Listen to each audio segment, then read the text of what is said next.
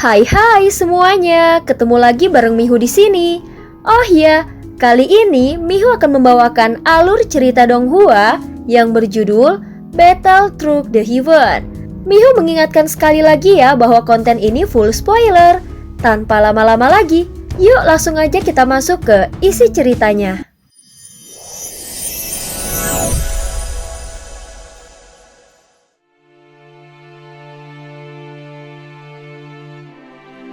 Melanjutkan dari kisah sebelumnya. Pada saat ini tubuh Sun Er menempel pada tubuh Xiaoyan seperti air yang mengalir. Wajahnya memerah, menampilkan ekspresi kepuasan yang telah lama dinantikannya. Terkait kakak Cailin, aku sudah mendengar dari yang lainnya. Kakak Xiaoyan tidak perlu khawatir. Dengan bakat kakak Cailin, dia pasti bisa menaklukkan dunia dan menjadi seorang ahli yang kuat, ucap Sun Er dengan lembut. Meskipun Xiaoyan tidak mengucapkan sepatah kata pun, namun dari sorot matanya, Sun Er dapat merasakan kekhawatirannya yang tersirat. Sehingga Sun Er berusaha menenangkan hatinya. Sun Er, selama waktu yang panjang ini, bagaimana kau melewatinya? Kesepian itu pasti menyakitkan. Tangan Sun Er yang halus perlahan menyentuh tubuh Xiaoyan yang tegang. Lalu dengan lembut membelai wajahnya. Aku selalu merindukanmu. Tidak ada waktu di mana aku tidak memikirkanmu. Sekarang Shaolin dan Xiao Yueli sudah tumbuh dewasa. Mereka sangat pengertian dan sering menemaniku ngobrol. Meskipun bakat Shaolin tidak sekuat Xiao Yueli, namun dia juga sangat rajin berlatih. Sekarang dia telah mencapai tingkat Dao Sheng, mungkin sebentar lagi dia bisa menembus batas ketinggian yang lebih tinggi. Setelah menyelesaikan pelatihan, Shaolin memilih untuk pergi merantau. Dia ingin menjadi pria sejati yang menjelajahi dunia seperti ayahnya. Anak itu memang punya tekad yang kuat. Jadi aku membiarkannya berjalan di jalannya sendiri. Kami sudah lama tidak bertemu, tapi aku yakin Shaolin akan baik-baik saja. Dia memiliki darahmu yang mengalir di dalam dirinya. Sepertinya apa yang dihadapi oleh kakak Cailin, terlalu banyak perlindungan justru akan menjadi penghalang. Terkadang kita harus belajar untuk melepaskan. Xiaoyan kini menatap Sun Er yang semakin matang dan menawan. Tangannya dengan lembut menyentuh kulitnya yang salus awan, kemudian dia tersenyum dan berkata, Sun Er, kau semakin cantik. Dalam sekejap Xiaoyan membalikkan tubuhnya lalu menindih Sun Er di bawahnya. Wajah Sun Er memerah seperti apel matang dengan aroma tubuhnya yang samar namun menggoda. Kakak Xiaoyan, masih ada banyak orang di luar. Sun Er berbisik malu-malu. Xiaoyan hanya tersenyum. Karena baginya tidak ada seorang pun yang bisa menggantikan posisi Sun Er di hatinya. Dia menatap tubuh Sun Er yang sempurna dan perasaan di dalam hatinya bergejolak. Baginya Sun Er seperti pelabuhan yang tenang, tempat dia bisa berhenti dan beristirahat dari derasnya arus kehidupan. Sun Er menyandarkan wajahnya yang panas ke dada Xiaoyan lalu menutup matanya perlahan menikmati momen kebersamaan ini. Xiaoyan bahkan tidak memperdulikan Ye Beijing yang sedang berdiri di luar kamar. Namun dari luar kamar ada suara cemburu yang terdengar. Apakah kalian tidak merasa iri? Ye Beijing langsung menggerutu dan tampak sangat tidak senang. Di sisi lain Xiaoqi dan beberapa wanita lainnya saling bertukar pandang lalu tersenyum kecil. Kalian semua, apakah kalian pernah bersama-sama sebelumnya? Ye Beijing bertanya dengan nada polos namun matanya membesar dengan rasa ingin tahu. Semua wanita yang ditanyanya langsung memerah, tetapi secara alami memilih untuk tidak menjawab pertanyaan itu. Di dalam 10 hari berikutnya, ekspresi Ye Beijing semakin tidak puas. Istri-istri Xiaoyan datang dan pergi bergantian menemaninya. 2 orang hingga 3 orang, lalu akhirnya semua istrinya ikut serta. Dari wajah Ye Beijing, tampak jelas bahwa hanya dia satu-satunya yang merasa cemburu. Begitu banyak wanita di sekitarnya. Kalau menambahkan satu lagi, apa bedanya? Sialan, brengsek Xiaoyan. Ye Beijing mengutuk di dalam hatinya. Dia bahkan hampir menggambar lingkaran tanah untuk terus mengutuknya. Namun momen kebersamaan ini tidak berlangsung lama. Tidak lama kemudian, seorang utusan dari ratu memanggil Xiaoyan. Tanpa berpikir panjang, Ye Beijing pun mengikuti Xiaoyan menuju pavilion Tianji. Di dalam perjalanan dia terus menggoda Xiaoyan. Apakah kau benar-benar tidak pernah tidur dengan sang ratu? Ye Beijing tidak percaya begitu saja jika Xiaoyan dan ratu belum melakukan hubungan intim. Sepanjang perjalanan, dia terus bertanya tanpa henti. Sementara Xiaoyan memilih diam dan tidak menggubrisnya. Kalau dia istri dari kehidupan masa laluku dan jika itu adalah aku, maka aku pasti akan menerimanya. Dia lebih tua, tetapi dia memiliki banyak pengalaman kenapa aku bisa menolaknya. Kalau kau masih ragu, bagaimana kalau kau denganku saja melakukan kultivasi ganda? Aku bisa memberimu pengalaman yang belum pernah kau rasakan sebelumnya. Ye Beijing tersenyum licik. Sepanjang perjalanan Ye Beijing terus berbicara dengan suara keras. Bahkan terang-terangan menyebutkan soal kultivasi ganda. Sehingga menarik perhatian orang-orang di sekitar. Pada saat ini Xiaoyan merasa benar-benar kehilangan muka. Dia segera mempercepat langkahnya berharap bisa sampai secepatnya.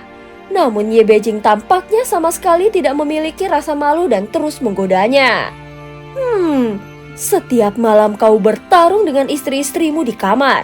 Aku bisa melihatnya namun kau bahkan tidak mau mengajakku. Belakangan ini aku benar-benar cemburu. Sikap manis Ye Beijing sebelumnya hanya berpura-pura. Kini karena Xiaoyan tidak menanggapinya, dia semakin berbicara secara belak-belakan tanpa malu sedikit pun. Xiaoyan akhirnya menatapnya dengan pandangan yang tajam. Ye Beijing yang menyadari tatapan itu segera menutup mulutnya dan mengikuti di belakang. Dia tampak seperti kelinci kecil yang merasa bersalah. Dengan patuh, dia tampak seperti kelinci kecil yang merasa bersalah.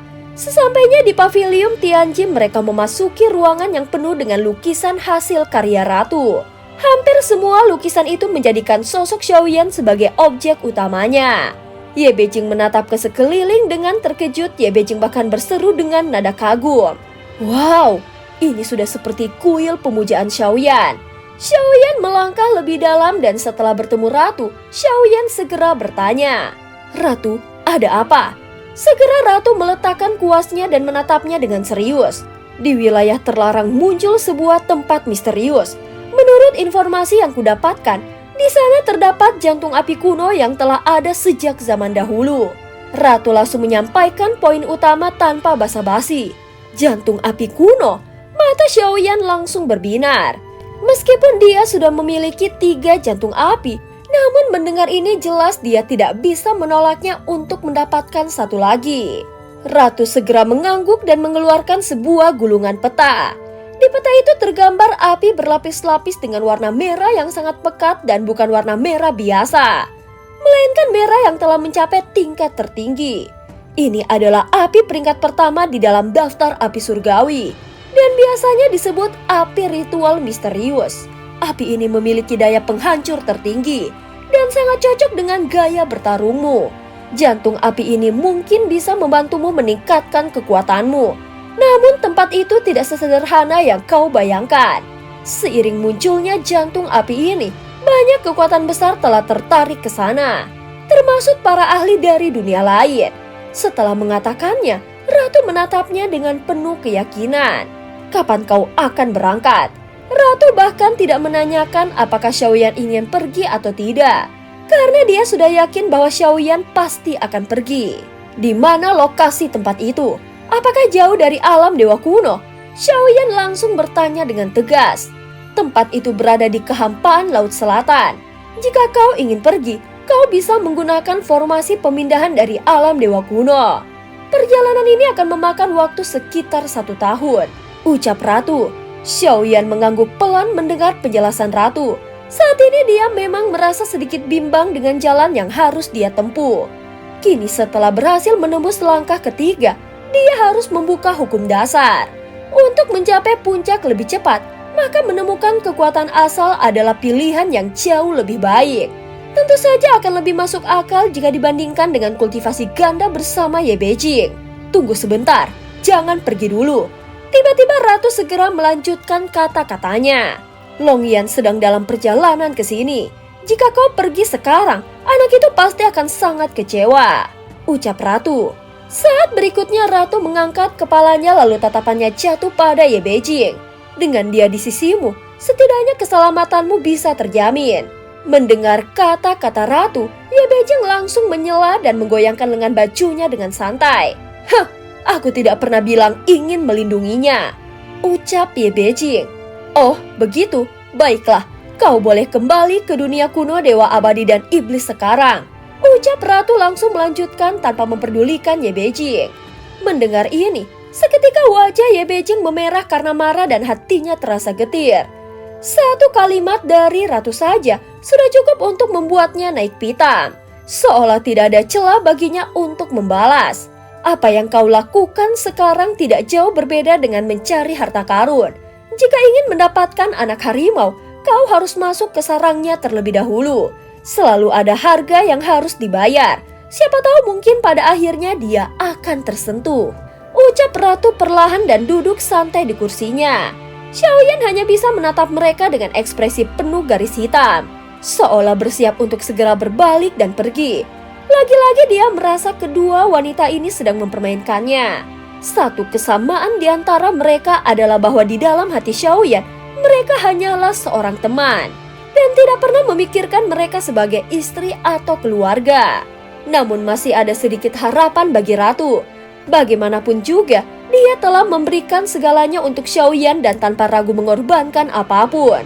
Jika Xiaoyan benar-benar memahami perasaan itu, mungkin saja hatinya akan tergerak. Meskipun begitu, hubungan Xiaoyan dengan ratu lebih didasarkan pada rasa terima kasih daripada rasa cinta. Dia tahu betul bahwa dia bisa sampai ke titik ini berkat pengorbanan besar yang dilakukan ratu. Dan bahkan mungkin jauh lebih besar dari yang pernah dia bayangkan. Lagi pula, Xiaoyan bukanlah seseorang yang melupakan budi baik orang lain. Tetapi hatinya memang sekeras batu. Bahkan aku saja tidak bisa membuatnya tergerak. Jika kau tidak benar-benar mengorbankan hatimu, kau tidak akan punya kesempatan sedikit pun. Setelah jeda sesaat, ratu berkata sambil tertawa ringan. Saat Xiaoyan hendak beranjak, ratu tiba-tiba menyebutkan sesuatu yang menarik perhatiannya. Selain wilayah misterius yang muncul di Kampan Laut Selatan, kini di Kampan Laut Barat juga ditemukan area misterius baru. Segera Xiaoyan menatap ratu dengan tatapan penuh rasa ingin tahu setelah mendengar kata-katanya. "Kenapa aku belum mendengarnya sebelumnya?" Xiaoyan mengerutkan keningnya dan langsung berbicara. Hal itu karena memang tempat itu baru saja muncul. Di dalamnya terkandung berbagai berkah langit dan bumi. Ini adalah hasil dari kesepakatan para dewa. Tujuannya adalah untuk menciptakan lebih banyak perebutan, yang pada akhirnya akan melahirkan lebih banyak talenta luar biasa dan ahli kuat. Tetapi ada satu konsekuensi yang besar. Para ahli dari dunia luar akan mulai berdatangan. Dan yang bisa mencapai dunia sensi ini bukanlah orang biasa. Ratu mulai menjelaskan dan Xiaoyan terdiam, dia terus mencerna informasi tersebut. Selain itu di Kampan Laut Barat, ada kabar tentang keberadaan kekuatan asal jiwa. Kekuatan asal jiwa? Ucap Xiaoyan terkejut dan ekspresinya langsung berubah. Benar, itu adalah inti dari kekuatan jiwa. Jika kau bisa mendapatkannya, maka kekuatan jiwamu akan meningkat pesat. Ucap ratu menjelaskan dengan nada suara yang tenang. Seketika mata Xiaoyan bersinar dengan semangat yang berbeda. Tetapi dari cara ratu berbicara, tampaknya sudah ada banyak ahli dari dunia lain yang juga mengincarnya. Memperebutkannya tentu bukanlah hal yang mudah. Ucap Xiaoyan segera bergumam pelan. Selama ini kekuatan jiwanya telah berada di tingkat puncak. Namun dia tidak bisa menembus batas berikutnya. Jika area misterius ini benar-benar menyimpan kekuatan asal jiwa, maka tempat itu mungkin bisa menjadi kunci bagi kemajuannya. Tetapi jangan berharap bisa masuk dan langsung mendapatkannya begitu saja. Sampai saat ini belum ada yang berhasil mendapatkannya. Ucap ratu mengingatkannya kembali. Tampaknya dia sengaja membuat ekspresi Xiaoyan penasaran baru menjelaskan lebih detailnya. Bagaimanapun juga, kau harus segera berangkat. Jika ada orang lain yang lebih dulu mendapatkannya, maka merebutnya kembali bukanlah hal yang mudah. Sambil berbicara, ratu terus menyusun potongan-potongan kertas di tangannya, menyatukannya satu persatu hingga membentuk sebuah peta. Setelah selesai, dia menyelesaikan gulungan tersebut kepada Xiaoyan. "Kalau dugaanku benar, kau pasti akan memilih pergi ke Kampan Laut Barat kan?" Ucap ratu menatapnya dengan sorot mata tajam. Xiaoyan terkejut dan pupil matanya mengecil. Ye Beijing yang berada di sampingnya langsung memusatkan pandangannya pada Xiaoyan. Tebakanmu benar, ucap Xiaoyan dengan ekspresi tidak percaya. Dari segi pertempuran, pilihan pertama yang paling kuat memang adalah jantung api. Namun saat ini kekuatan jiwaku masih terlalu lemah. Jika aku bisa mendapatkan kekuatan asal jiwa di wilayah misterius kehampaan Laut Barat, maka peluangku untuk memperoleh kekuatan itu akan jauh lebih besar. Jika berhasil mungkin aku bisa menembus batas jiwa tingkat nirvana. Jadi aku memang merencanakan pergi ke kehampaan Laut Barat, ucap Xiaoyan mengungkapkan isi pikirannya. Meskipun ini hanyalah salah satu dari dua pilihannya, Ratu tersenyum ringan lalu mengarahkan pandangannya ke peta yang baru saja dia buat. Itu adalah hasil dari pemikirannya yang sudah diperhitungkan bahkan sebelum Xiaoyan tiba di tempat ini. Ye Beijing terdiam sejenak sebelum mengacungkan jempolnya ke arah Ratu. Wah, perhitunganmu sangat hebat. Ratu hanya tersenyum tanpa menjelaskan bagaimana dia bisa menebak pilihan Xiaoyan dengan tepat. Kau sebaliknya membawa beberapa orang bersamamu. Meskipun tempat itu berbahaya, itu jauh penuh dengan berkah. Saudara-saudaramu telah berangkat lebih awal. Mereka akan menunggumu di wilayah misterius kehampaan Laut Barat dan sudah menyelidiki situasinya. Tanpa sadar, Ye Beijing membuka mulutnya lebar-lebar dan semakin takjub. Barulah kini dia menyadari betapa luar biasanya sang ratu. Seolah-olah dia memiliki penglihatan yang bisa menembus langit, sehingga dapat membaca setiap kemungkinan yang akan terjadi. Peta ini akan sangat berguna saat kau memasuki wilayah itu, ucap Ratu segera menambahkan kata-katanya. Xiaoyan menatap kertas yang terdiri dari puluhan lembar kecil yang disusun rapi. Sekilas pola di atasnya menyerupai simbol-simbol kuno seperti formasi ataupun ran. Dia tidak sepenuhnya memahami maknanya. Tetapi jika Ratu sampai berkata demikian, maka peta ini pasti memiliki arti yang sangat penting. Dengan hati-hati dia menggulung peta itu dan menyimpannya di dalam lengan bajunya.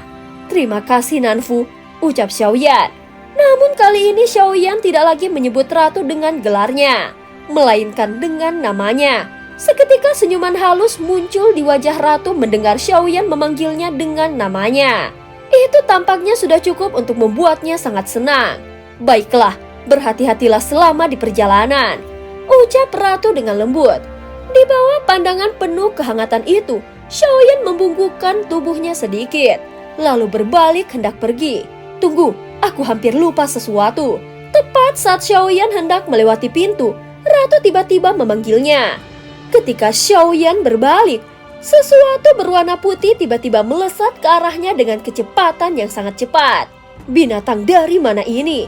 Xiaoyan langsung melambaikan tangannya, menghempaskan sosok putih itu menjauh. Namun setelah melihatnya dengan jelas, dia menyadari bahwa itu bukanlah seekor anjing melainkan seekor kelinci berwarna putih darah yang sedang menyeringai ke arahnya. Saat melihat kelinci itu, tiba-tiba Xiaoyan merasakan sensasi yang aneh dan perasaan familiar.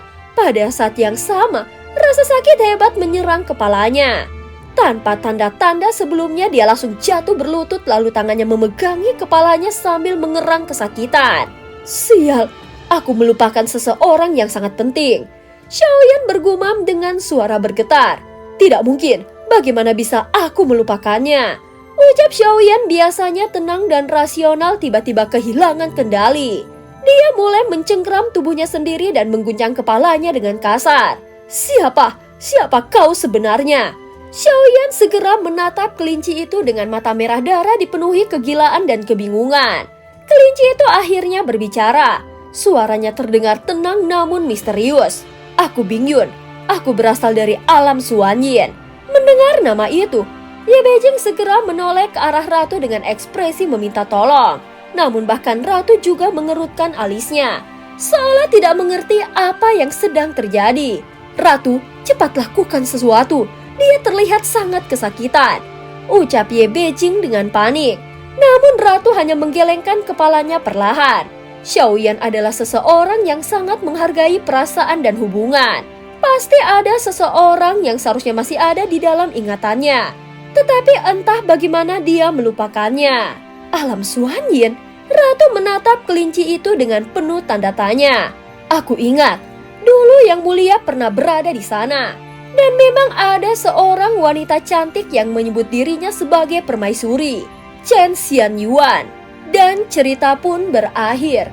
Terima kasih udah dengerin Mihu dari awal sampai akhir ya. Jangan lupa untuk like, comment, and subscribe. Sampai jumpa.